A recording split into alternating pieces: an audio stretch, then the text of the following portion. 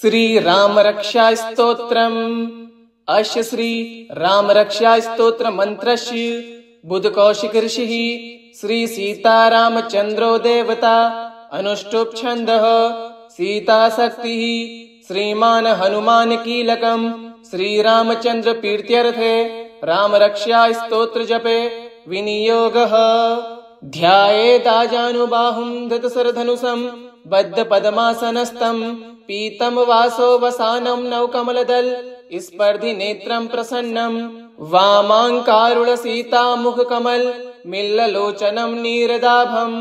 नानालंकार दीप्तं दधमुरुजटा मंडलं रामचंद्रं चरितं रघुनाथस्य शतकोटि प्रविस्तरम् एकैकमक्षरं पुंसां महापातकनाशनं ध्यात्वा नीलोत्पलश्यामं रामं राजीवलोचनं जानकी लक्ष्मणोपेतं जटामुकुटमण्डितं सासीतूर्ण धनुर्बाण पाणिं नखन्त चरान्तकं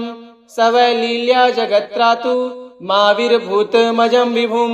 राम रक्षां पठे प्राज्ञः पापग्निं सर्वकामदां शिरो मे राघवः पातु फालं दशरात्मजः कौसल्येयो दृशो पातु विश्वामित्र प्रियः श्रुति घ्राणं पातु मक्त्राता मुखं सौमित्रिवत्सलः जिह्वां विद्यानिधिः पातु कंठं भरतवन्दितः स्कन्धो दिव्यायुधः पातु भुजो भग्नेशकार्मुकः करो सीतापतिः पातु हृदयं जामदग्न्यजित् मध्यं पातु खरध्वंसी नाभिं जाम्बवदाश्रियः सुग्रीवेशः कटी पातु शक्तिनी हनुमत्प्रभुः उरु रघुत्तमः पातु रक्षः कुलविनाशकृत् जानुनी सेतुकृत् पातु जङ्घे दशमुखान्तकः पादो विभीषण श्रीदः पातु रामोऽखिलं वपुः एतां राम बलोपेतां रक्षां यः सुकृति पठेत् सचिरायुः सुखी पुत्री विजयी विनयी भवेत् पाताल भूतल व्योम चारिणच्छद्रचारिणः न दृष्टुमपि शक्तास्ते रक्षितं राम नामभिः रामेति रामभद्रेति रामचन्द्रेति वा स्मरन् नरो न लिप्यते पापैर्भुक्तिं मुक्तिं च विन्द्यति जगज्जत्रेकमन्त्रेण रामनामाभिरक्षितं यः कंठे धारयेत् तस्य करस्तः सर्वसिद्धयः वज्रपञ्जर नामेदं यो राम कवचं स्मरेत् अव्याहताज्ञः सर्वत्र लभते जयमङ्गलम् आदिष्टवान् यथा स्वप्ने राम रक्षामिमां हरः तथा लिखितवान् प्रातः प्रबुधो बुधकौशिकः आराम कल्पवृक्षाणां विरामः सकलापदाम् अभिराम स्त्रीलोकानां राम श्रीमान सनः प्रभु तरुणो रूप संपन्नो सुकुमारो महाबलो पुंडरीक विशालाक्षो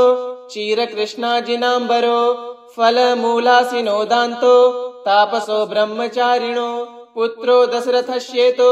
भ्रातरो राम लक्ष्मणो शरण्यो सर्वसत्त्वानां श्रेष्ठो सर्वधनुष्मतां रक्षः कुलनिहन्तारो त्रायेतां नो रघुत्तमो आतसज्जे धनुषा विसु स्पर्शा वक्ष्यासु निसंगसंगिनो रक्षणाय मम राम लक्ष्मणा वग्रतः पथि सदैव गच्छताम् सनन्दः कवची खड्गी चापबाणधरो युवा गच्छन् मनोरथानश्च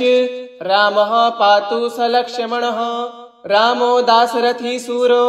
लक्ष्मणानुचरो बली काकुत्स्थः पुरुषः पूर्णः कौसल्येयो रघुत्तमः वेदान्तवेद्यो यज्ञेशः पुराणपुरुषोत्तमः जानकी वल्लभः श्रीमान् प्रमेय पराक्रम इत्येतानि जपे नित्यं मद्भक्तः हृदयान्वितः अश्वमेधाधिकं पुण्यं सम्प्राप्नोति न संशयः रामं दुर्वादलश्यामं पद्माक्षं पीतवाससं स्तुवन्ति नामभिर्दिव्येन ते संसारिणो नरः रामं लक्ष्मण पूर्वजं रघुवरं सीतापतिं सुन्दरं काकुत्स्थं करुणार्णवं गुणनिधिं विप्रप्रियं धार्मिकं राजेन्द्रं सत्यसन्ध्यं दशरथतनयं श्यामलं शान्तमूर्तिं वन्दे लोकाभिरामं रघुकुलतिलकं राघवं रावणारिं रामाय रामभद्राय रामचन्द्राय वेधसे रघुनाथाय नाथाय सीतायापतये नमः। श्रीराम राम रघुनन्दन राम राम श्रीराम राम भरताग्रज राम राम श्रीराम राम रणकर्कश राम राम श्रीराम राम शरणं भव राम राम। श्रीरामचन्द्र चरणो मनसा स्मरामि श्रीरामचन्द्र चरणो वचसा गृह्णामि श्रीरामचन्द्र चरणो शिरसा नमामि श्रीरामचन्द्र चरणो शरणं प्रपद्ये। माता रामो मत्पिता रामचन्द्रः स्वामी रामो मत्सखा रामचन्द्रः सर्वस्वं मे रामचन्द्रो दयालुः नान्यं जाने नैव जाने न जाने। दक्षिणे लक्ष्मणो यस्य वामे च जनकात्मजा पुरतो मारुतिर्यस्य तं वन्दे रघुनन्दनं। लोकाभिरामं रणरङ्गधीरं राजीवनेत्रं रघुवंशनाथं कारुण्यरूपं करुणाकरन्तं श्रीरामचन्द्रं शरणं प्रपद्ये। मनोजवं मारुततुल्यवेगं जितेन्द्रियं बुद्धिमतां वरिष्ठं वातात्मजं वानरयूथमुख्यं श्रीरामदूतं शरणं प्रपद्ये। कूजन्तं राम रामेति मधुरं मधुराक्षरम् आरुध्य कविताशाखां वन्दे वाल्मीकिकोकिलम्। आपदामपहर्तारं दातारं सर्वसम्पदां लोकाभिरामं श्रीरामं भूयो भूयो नमाम्यहम्। भर्जनं भवबीजानां मर्जनं सुखसम्पदां तर्जनं यमदूतानां राम रामेति गर्जनं। रामो राजमणि सदा विजयते रामं रमेशं भजे रामेणाभिहता निशाचरचमु रामाय तस्मै नमः। रामान्नास्ति परायणं परतरं रामस्य दासोऽम्यहं रामे चित्तलयः सदा भवतु मे भो राम मामुद्धर। श्रीराम राम रामेति रमे रामे मनोरमे सहस्रनाम तत्तुल्यं राम नाम वरानने। चरितं रघुनाथस्य शतकोटिप्रविस्तरम् एकैकमक्षरं पुंसां महापातकनाशनं ध्यात्वा नीलोत्पलश्यामं रामं राजीवलोचनं जानकी लक्ष्मणोपेतं जटामुकुटमण्डितं सासीतूणधनुर्बाण पाणिं नखन्तचरान्तकं सवलील्या जगत्त्रातु माविर्भूतमजं विभुं। राम रक्षां पठे प्राज्ञः पापग्निं सर्वकामदां शिरो मे राघवः पातु फालं दशरात्मजः कौसल्येयो दृशो पातु विश्वामित्र प्रियः श्रुति घ्राणं पातु मक्त्राता मुखं सौमित्रिवत्सलः जिह्वां विद्यानिधिः पातु कंठं भरतवन्दितः स्कन्धो दिव्यायुधः पातु भुजो भग्नेशकार्मुकः करो सीतापतिः पातु हृदयं जामदग्न्यजित् मध्यं पातु खरध्वंसी नाभिं जाम्बवदाश्रियः सुग्रीवेशः कटी पातु शक्तिनी हनुमत्प्रभुः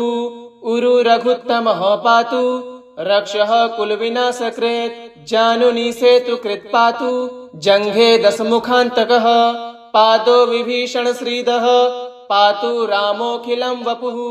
एतां राम बलोपेतां रक्षां यः सुकृति पठेत् स चिरायुः सुखी पुत्री विजयी विनयी भवेत्। पाताल भूतल व्योम चारिणच्छद्रचारिणः न द्रष्टुमपि शक्तास्ते रक्षितं राम नामभिः। रामेति रामभद्रेति रामचन्द्रेति वा स्मरन् नरो न लिप्यते पापैर्भुक्तिं मुक्तिं च विन्द्यति। जगज्जत्रेकमन्त्रेण रामनामाभिरक्षितं यः कण्ठे धारयेत् तस्य करस्तः सर्वसिद्धयः। वज्रपञ्जरनामेदं यो रामकवचं स्मरेत् अव्याहताज्ञः सर्वत्र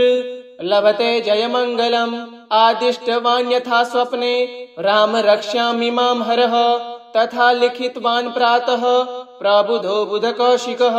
आरामकल्पवृक्षाणां विरामः सकलापदाम् अभिरामस्त्रिलोकानां राम श्रीमान् सनः प्रभु। तरुणो रूपसम्पन्नो सुकुमारो महाबलो पुण्डरीक विशालाक्षो चिरकृष्णाजिनाम्बरो फलमूलासिनो दान्तो तापसो ब्रह्मचारिणो पुत्रो दशरथस्येतो भ्रातरो राम लक्ष्मणो शरण्यो सर्वसत्त्वानां श्रेष्ठो सर्वधनुस्मतां रक्षः कुल्निहन्तारो त्रायेतां नो रघुत्तमो आतसज्जे धनुषा विसु स्पर्शा वक्ष्यासु निसङ्गसङ्गिनो रक्षणाय मम राम लक्ष्मणा वग्रतः पथि सदैव गच्छताम् सनन्दः कवची खड्गी चापबाणधरो युवा गच्छन् मनोरथानश्च रामः पातु स लक्ष्मणः रामो दाशरथी सूरो लक्ष्मणानुचरो बली काकुत्स्थः पुरुषः पूर्णः कौसल्येयो रघुत्तमः वेदान्तवेद्यो यज्ञेशः पुराणपुरुषोत्तमः जानकीवल्लभः श्रीमान् प्रमेय पराक्रम इत्येतानि जपे नित्यं मद्भक्तः हृदयान्वितः अश्वमेधाधिकं पुण्यं सम्प्राप्नोति न संशयः रामं दुर्वादलश्यामं पद्माक्षं पीतवाससं स्तुवन्ति नामभिर्दिव्येन ते संसारिणो नरः रामं लक्ष्मणपूर्वजं रघुवरं सीतापतिं सुन्दरं काकुत्स्थं करुणार्णवं गुणनिधिं विप्रप्रियमधार्मिकं राजेन्द्रं सत्यसन्ध्यं दशरथतनयं श्यामलं शान्तमूर्तिं वन्दे लोकाभिरामं रघुकुलतिलकं राघवं रावणारिं रामाय रामभद्राय रामचन्द्राय वेधसे रघुनाथाय नाथाय सीतायापतये नमः। श्रीराम राम रघुनन्दन राम राम श्रीराम राम भरताग्रज राम राम श्रीराम राम रणकर्कश राम राम श्रीराम राम शरणं भव राम राम श्रीरामचन्द्र चरणो मनसा स्मरामि श्रीरामचन्द्र चरणो वचसा गृह्णामि श्रीरामचन्द्र चरणो शिरसा नमामि श्रीरामचन्द्र चरणो शरणं प्रपद्ये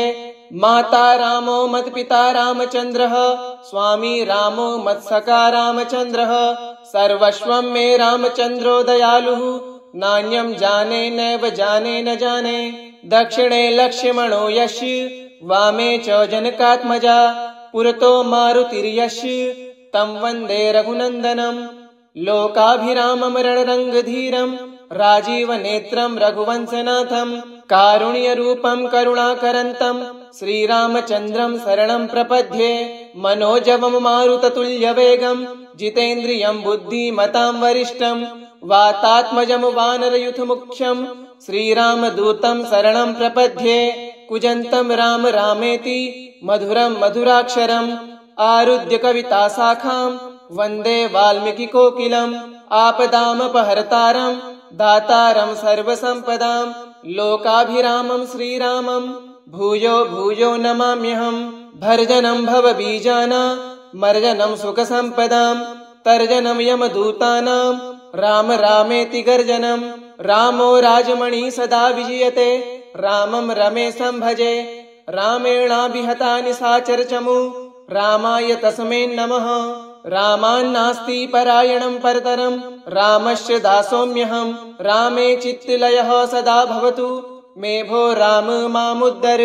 श्रीराम राम रामेति रमे रामे मनोरमे सहस्रनाम तत्तुल्यं राम नाम वरानने चरितं रघुनाथस्य शतकोटिप्रविस्तरम् एकैकमक्षरं पुंसां महापातकनाशनं ध्यात्वा नीलोत्पलश्यामं रामं राजीवलोचनं जानकी लक्ष्मणोपेतं जटामुकुटमण्डितं सासीतूणधनुर्बाण पाणिं नखन्तचरान्तकं सवैलील्या जगत्त्रातु माविर्भूतमजं विभुं राम रक्षां पठे प्राज्ञः पापग्निं सर्वकामदां शिरो मे राघवः पातु फालं दशरात्मजः कौसल्येयो दृशो पातु विश्वामित्र प्रियः श्रुति घ्राणं पातु मक्त्राता मुखं सौमित्रिवत्सलः जिह्वां विद्यानिधिः पातु कंठं भरतवन्दितः स्कन्धो दिव्यायुधः पातु भुजो भग्नेशकार्मुकः करो सीतापतिः पातु हृदयं जामदग्न्यजित् मध्यं पातु खरध्वंसी नाभिं जाम्बवदाश्रियः सुग्रीवेशः कटी पातु सखिनी हनुमत्प्रभुः उरु रघुत्तमः पातु रक्षः कुलविनाशकृत् जानुनी सेतुकृत् पातु जङ्घे दशमुखान्तकः पादो विभीषणश्रीदः पातु रामोऽखिलं वपुः एतां रामबलोपेतां रक्ष्यां यः सुकृती पठेत् स चिरायुः सुखी पुत्री विजयी विनयी भवेत् पातालभूतलव्योम चारिणच्छद्रचारिणः न द्रष्टुमपि सक्तास्ते रक्षितं रामनामभिः रामेति रामभद्रेति रामचन्द्रेति वा स्मरन् नरो न लिप्यते पापैर्भुक्तिं मुक्तिं च विन्द्यति जगज्जत्रैकमन्त्रेण रामनामाभिरक्षितम् यः कण्ठे धारयेत् तस्य करस्तः सर्वसिद्धयः वज्रपञ्जरनामेदं यो रामकवचं स्मरेत् अव्याहताज्ञः सर्वत्र लभते जयमङ्गलम् आदिष्टवान् यथा स्वप्ने राम रक्ष्यामि मां हरः तथा लिखितवान् प्रातः प्रबुधो बुधकौशिकः आरामकल्पवृक्षाणां विरामः सकलापदाम् अभिरामस्त्रिलोकानां राम श्रीमान् सनः प्रभु तरुणो रूपसम्पन्नो सुकुमारो महाबलो पुण्डरीक विशालाक्षो चिरकृष्णाजिनाम्बरो फलमूलासिनो दान्तो तापसो ब्रह्मचारिणो पुत्रो दशरथस्येतो भ्रातरो रामलक्ष्मणो शरण्यो सर्वसत्त्वानां श्रेष्ठो सर्वधनुष्मताम् रक्षः कुल्निहन्तारो त्रायेतां नो रघुत्तमो आतसज्जे धनुषा विसु स्पर्शा वक्ष्यासु निसङ्गसङ्गिनो रक्षणाय मम राम लक्ष्मणा वग्रतः पथि सदैव गच्छताम् सनन्दः कवची खड्गी चापबाणधरो युवा गच्छन् मनोरथानश्च रामः पातु स लक्ष्मणः रामो दाशरथी सूरो लक्ष्मणानुचरो बली काकुत्स्थः पुरुषः पूर्णः कौसल्येयो रघुत्तमः वेदान्तवेद्यो यज्ञेशः पुराणपुरुषोत्तमः जानकीवल्लभः श्रीमान् प्रमेयपराक्रम इत्येतानि जपे नित्यं मद्भक्तः हृदयान्वितः अश्वमेधाधिकं पुण्यं सम्प्राप्नोति न संशयः रामं दुर्वादलश्यामं पद्माक्षं पीतवाससं स्तुवन्ति नामभिर्दिव्येन ते संसारिणो नरः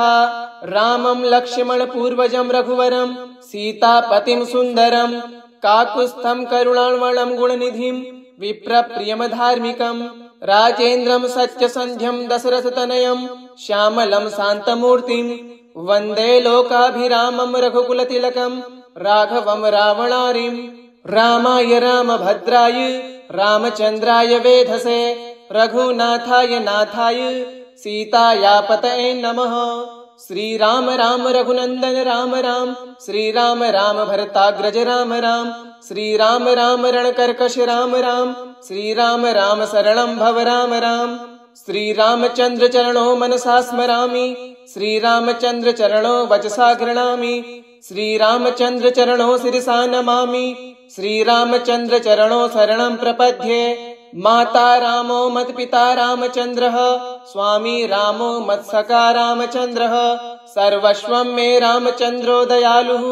नान्यं जाने नैव जाने न जाने दक्षिणे लक्ष्मणो यस्य वामे च जनकात्मजा पुरतो मारुतिर्यस्य तं वन्दे रघुनन्दनं लोकाभिरामं रणरङ्गधीरं राजीवनेत्रं रघुवंशनाथं कारुण्यरूपं करुणाकरन्तं श्रीरामचन्द्रं शरणं प्रपद्ये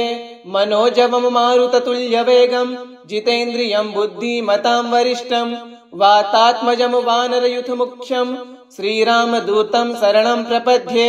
कुजन्तं राम रामेति मधुरं मधुराक्षरम् आरुध्य कविताशाखां वन्दे वाल्मीकिकोकिलम् आपदामपहर्तारं दातारं सर्वसम्पदां लोकाभिरामं श्रीरामं भूयो भूयो नमाम्यहं भर्जनं भवबीजानां मर्जनं सुखसम्पदां तर्जनं यमदूतानां राम रामेति गर्जनं रामो राजमणि सदा विजयते रामं रमेशं भजे रामेणाभिहता निशाचरचमु रामाय तस्मै नमः रामान्नास्ति परायणं परतरं रामस्य दासोऽम्यहं रामे चित्तलयः सदा भवतु मे भो राम मामुद्धर। श्रीराम राम रामेति रमे रामे मनोरमे सहस्रनाम तत्तुल्यं राम नाम वरानने। चरितं रघुनाथस्य शतकोटिप्रविस्तरम् एकैकमक्षरं पुंसां महापातकनाशनं ध्यात्वा नीलोत्पलश्यामं रामं राजीवलोचनं जानकी लक्ष्मणोपेतं जटामुकुटमण्डितं सासीतूणधनुर्बाण पाणिं नखन्तचरान्तकं सवलील्या जगत्त्रातु माविर्भूतमजं विभुं राम रक्षां पठे प्राज्ञः पापग्निं सर्वकामदां शिरो मे राघवः पातु फालं दशरात्मजः कौसल्येयो दृशो पातु विश्वामित्रप्रियः श्रुति घ्राणं पातु मत्त्राता मुखं सौमित्रिवत्सलः जिह्वां विद्यानिधिः पातु कण्ठं भरतवन्दितः स्कन्धो दिव्यायुधः पातु भुजो भग्नेशकार्मुकः करो सीतापतिः पातु हृदयं जामदग्न्यजित् मध्यं पातु खरध्वंसी नाभिं जाम्बवदाश्रियः सुग्रीवेशः कटी पातु शक्तिनी हनुमत्प्रभुः उरु रघुत्तमः पातु रक्षः कुलविनाशकृत् जानुनी सेतुकृत् पातु जङ्घे दशमुखान्तकः पादो विभीषणश्रीदः पातु रामोऽखिलं वपुः एतां राम बलोपेतां रक्षां यः सुकृति पठेत् सचिरायुः सुखी पुत्री विजयी विनयी भवेत् पातालभूतलव्योम चारिणच्छद्रचारिणः न दृष्टुमपि शक्तास्ते रक्षितं राम नामभिः रामेति रामभद्रेति रामचन्द्रेति वा स्मरन् नरो न लिप्यते पापैर्भुक्तिं मुक्तिं च विन्द्यति जगज्जत्रैकमन्त्रेण रामनामाभिरक्षितं यः कण्ठे धारयेत् तस्य करस्तः सर्वसिद्धयः वज्रपञ्जरनामेदं यो रामकवचं स्मरेत् अव्याहताज्ञः सर्वत्र लभते जयमङ्गलम् आदिष्टवान् यथा स्वप्ने राम रक्ष्यामि मां हरः तथा लिखितवान् प्रातः प्रबुधो बुधकौशिकः आरामकल्पवृक्षाणां विरामः सकलापदाम् अभिरामस्त्रिलोकानां राम श्रीमान् सनः प्रभु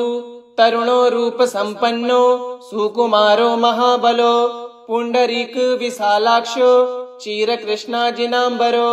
फलमूलासिनो दान्तो तापसो ब्रह्मचारिणो पुत्रो दशरथस्येतो भ्रातरो रामलक्ष्मणो शरण्यो सर्वसत्त्वानां श्रेष्ठो सर्वधनुष्मतां रक्षः कुलनिहन्तारो त्रायेतां नो रघुत्तमो आतसज्जे धनुषा विषु स्पर्शा वक्ष्यासु निसङ्गसङ्गिनो रक्षणाय मम राम लक्ष्मणा वग्रतः पथि सदैव गच्छताम् सनन्दः कवची खड्गी चापबाणधरो युवा गच्छन् मनोरथानश्च रामः पातु स लक्ष्मणः रामो दाशरथी सूरो लक्ष्मणानुचरो बली काकुत्स्थः पुरुषः पूर्णः कौसल्येयो रघुत्तमः वेदान्तवेद्यो यज्ञेशः पुराणपुरुषोत्तमः जानकीवल्लभः श्रीमान् प्रमेय पराक्रम इत्येतानि जपे नित्यं मद्भक्तः हृदयान्वितः अश्वमेधाधिकं पुण्यं सम्प्राप्नोति न संशयः रामं दुर्वादलश्यामं पद्माक्षं पीतवाससं स्तुवन्ति नामभिर्दिव्येन ते संसारिणो नरः रामं लक्ष्मणपूर्वजं रघुवरं सीतापतिं सुन्दरं काकुत्स्थं करुणार्णवं गुणनिधिं विप्रप्रियमधार्मिकं राजेन्द्रं सत्यसन्ध्यं दशरथतनयं श्यामलं शान्तमूर्तिं वन्दे लोकाभिरामं रघुकुलतिलकं राघवं रावणारिं रामाय रामभद्राय रामचन्द्राय वेधसे रघुनाथाय नाथाय सीतायापतये नमः। श्रीराम राम रघुनन्दन राम राम श्रीराम राम भरताग्रज राम राम श्रीराम राम रणकर्कश राम राम श्रीराम राम शरणं भव राम राम श्रीरामचन्द्र चरणो मनसा स्मरामि श्रीरामचन्द्र चरणो वचसा गृह्णामि श्रीरामचन्द्र चरणो शिरसा नमामि श्रीरामचन्द्र चरणो शरणं प्रपद्ये माता रामो मत्पिता रामचन्द्रः स्वामी रामो मत्सखा रामचन्द्रः सर्वस्वं मे रामचन्द्रो दयालुः नान्यं जाने नैव जाने न जाने दक्षिणे लक्ष्मणो यस्य वामे च जनकात्मजा पुरतो मारुतिर्यस्य तं वन्दे रघुनन्दनं लोकाभिरामं रणरङ्गधीरं राजीवनेत्रं रघुवंशनाथं कारुण्यरूपं करुणाकरन्तं श्रीरामचन्द्रं शरणं प्रपद्ये मनोजवं मारुततुल्यवेगं जितेन्द्रियं बुद्धिमतां वरिष्ठं वातात्मजं वानरयूथमुख्यं श्रीरामदूतं शरणं प्रपद्ये कुजन्तं राम रामेति मधुरं मधुराक्षरम् आरुध्य कविताशाखां वन्दे वाल्मीकिकोकिलम् आपदामपहर्तारं दातारं सर्वसम्पदां लोकाभिरामं श्रीरामं भूयो भूयो नमाम्यहम् भर्जनं भवबीजानां मर्जनं सुखसम्पदां तर्जनं यमदूतानां राम रामेति गर्जनं रामो राजमणि सदा विजयते रामं रमेशं भजे रामेणाभिहता निशाचरचमु रामाय तस्मै नमः रामान्नास्ति परायणं परतरं रामस्य दासोऽम्यहं रामे चित्तलयः सदा भवतु मे भो राम मामुद्धर श्रीराम राम रामेति रमे रामे मनोरमे सहस्रनाम तत्तुल्यं राम नाम वरानने चरितं रघुनाथस्य शतकोटिप्रविस्तरम् एकैकमक्षरं पुंसां महापातकनाशनं ध्यात्वा नीलोत्पलश्यामं रामं राजीवलोचनं जानकीलक्ष्मणोपेतं जटामुकुटमण्डितं सासीतूणधनुर्बाण पाणिं नखन्तचरान्तकं सवलील्या जगत्त्रातु माविर्भूतमजं विभुं राम रक्षां पठे प्राज्ञः पापग्निं सर्वकामदां शिरो मे राघवः पातु फालं दशरात्मजः कौसल्येयो दृशो पातु विश्वामित्र प्रियः श्रुति घ्राणं पातु मक्त्राता मुखं सौमित्रिवत्सलः जिह्वां विद्यानिधिः पातु कण्ठं भरतवन्दितः स्कन्धो दिव्यायुधः पातु भुजो भग्नेशकार्मुकः करो सीतापतिः पातु हृदयं जामदग्न्यजित् मध्यं पातु खरध्वंसी नाभिं जाम्बवदाश्रियः सुग्रीवेशः कटी पातु शक्तिनी हनुमत्प्रभुः उरु रघुत्तमः पातु रक्षः कुलविनाशकृत् जानुनी सेतुकृत् पातु जङ्घे दशमुखान्तकः पादो विभीषण श्रीदः पातु रामोऽखिलं वपुः एतां राम बलोपेतां रक्ष्यां यः सुकृति पठेत् स चिरायुः सुखी पुत्री विजयी विनयी भवेत् पाताल भूतल व्योम चारिणच्छद्रचारिणः न द्रष्टुमपि शक्तास्ते रक्षितं राम नामभिः रामेति रामभद्रेति रामचन्द्रेति वा स्मरन् नरो न लिप्यते पापैर्भुक्तिं मुक्तिं च विन्द्यति जगज्जत्रैकमन्त्रेण रामनामाभिरक्षितं यः कण्ठे धारयेत् तस्य करस्तः सर्वसिद्धयः वज्रपञ्जरनामेदं यो रामकवचं स्मरेत् अव्याहताज्ञः सर्वत्र लभते जयमङ्गलम् आदिष्टवान् यथा स्वप्ने राम रक्ष्यामि मां हरः तथा लिखितवान् प्रातः प्रबुधो बुधकौशिकः आरामकल्पवृक्षाणां विरामः सकलापदाम् अभिरामस्त्रिलोकानां राम श्रीमान् सनः प्रभु तरुणो रूपसम्पन्नो सुकुमारो महाबलो पुण्डरीक विशालाक्षो चिरकृष्णाजिनाम्बरो फलमूलासिनोदान्तो तापसो ब्रह्मचारिणो पुत्रो दशरथस्येतो भ्रातरो रामलक्ष्मणो शरण्यो सर्वसत्त्वानां श्रेष्ठो सर्वधनुष्मतां रक्षः कुल्निहन्तारो त्रायेतां नो रघुत्तमो आतसज्जे धनुषा विषु स्पर्शा वक्ष्यासु निसङ्गसङ्गिनो रक्षणाय मम राम लक्ष्मणा वग्रतः पथि सदैव गच्छताम् सनन्दः कवची खड्गी चापबाणधरो युवा गच्छन् मनोरथानश्च रामः पातु स लक्ष्मणः रामो दाशरथी सूरो लक्ष्मणानुचरो बली काकुत्स्थः पुरुषः पूर्णः कौसल्येयो रघुत्तमः वेदान्तवेद्यो यज्ञेशः पुराणपुरुषोत्तमः जानकीवल्लभः श्रीमान् प्रमेय पराक्रम इत्येतानि जपे नित्यं मद्भक्तः हृदयान्वितः अश्वमेधाधिकं पुण्यं सम्प्राप्नोति न संशयः रामं दुर्वादलश्यामं पद्माक्षं पीतवाससं स्तुवन्ति नामभिर्दिव्येन ते संसारिणो नरः रामं लक्ष्मणपूर्वजं रघुवरं सीतापतिं सुन्दरं काकुत्स्थं करुणार्णवं गुणनिधिं विप्रप्रियं धार्मिकं राजेन्द्रं सत्यसन्ध्यं दशरथतनयं श्यामलं शान्तमूर्तिं वन्दे लोकाभिरामं रघुकुलतिलकं राघवं रावणारिं रामाय रामभद्राय रामचन्द्राय वेधसे रघुनाथाय नाथाय सीतायापतये नमः। श्री राम राम रघुनंदन राम राम श्री राम राम भरताग्रज राम राम श्री राम राम रणकर्कश राम राम श्री राम राम शरणं भव राम राम श्री रामचंद्र चरणो मनसा स्मरामि श्री रामचंद्र चरणो वचसा गृह्णामि श्री रामचंद्र चरणो शिरसा नमामि श्री रामचंद्र चरणो शरणं प्रपद्ये माता रामो मत्पिता रामचंद्रः स्वामी रामो मत्सखा रामचंद्रः सर्वस्वं मे रामचंद्रो दयालुः नान्यं जाने नैव जाने न जाने दक्षिणे लक्ष्मणो यस्य वामे च जनकात्मजा पुरतो मारुतिर्यस्य तं वन्दे रघुनन्दनं लोकाभिरामं रणरङ्गधीरं राजीवनेत्रं रघुवंशनाथं कारुण्यरूपं करुणाकरन्तं श्रीरामचन्द्रं शरणं प्रपद्ये मनोजवं मारुततुल्यवेगं जितेन्द्रियं बुद्धिमतां वरिष्ठं वातात्मजं वानरयूथमुख्यं श्रीरामदूतं शरणं प्रपद्ये कुजन्तं राम रामेति मधुरं मधुराक्षरम् आरुध्य कविताशाखां वन्दे वाल्मीकिकोकिलम् आपदामपहर्तारं दातारं सर्वसम्पदां लोकाभिरामं श्रीरामं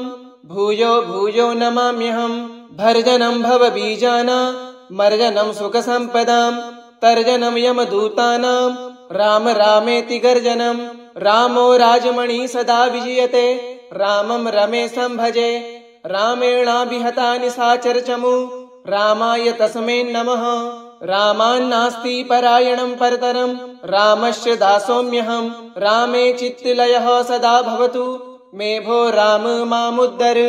श्रीराम राम रामेति रमे रामे मनोरमे